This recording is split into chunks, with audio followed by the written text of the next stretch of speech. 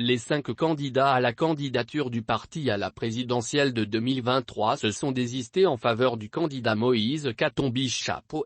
La commission retient que le candidat Moïse Katumbi a été retenu.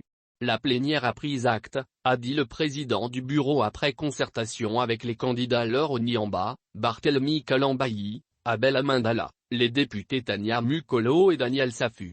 Après le compromis, la candidature de Katumbi a été entérinée par l'ensemble des participants à la clôture des travaux.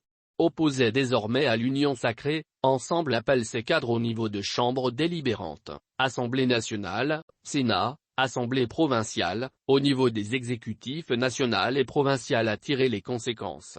Par un vote unanime des membres de la Convention nationale ce 22 décembre 2022, Ensemble tourne la page Union sacrée.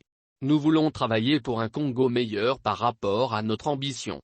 Au sein de notre famille politique, on ne force personne mais chacun doit agir en toute liberté, explique Dieudonné Bollange-Tange, le secrétaire général du parti. J devant les congressistes, il a rappelé qu'Ensemble était à l'Union sacrée dans une démarche d'appui.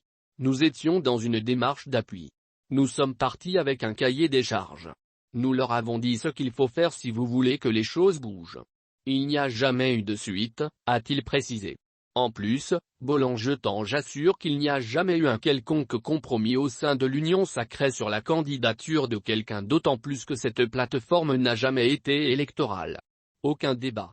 On a présenté même aux députés des documents où ils signent pour s'engager de le soutenir à la présidentielle de 2023. Dans cette logique, il est clair qu'on ne regarde même pas dans la même direction. Le président national a décidé de compétir et nous avons entériné la candidature. Nous inscrivons dans la logique de combat, ajoute Dieudonné Bollange-Tange. Le chef de l'exécutif du parti prévient qu'il ne sert à rien de se tirailler. Il y a des députés qui ont été élus sur base de nos regroupements, le Parlement a ses propres règles.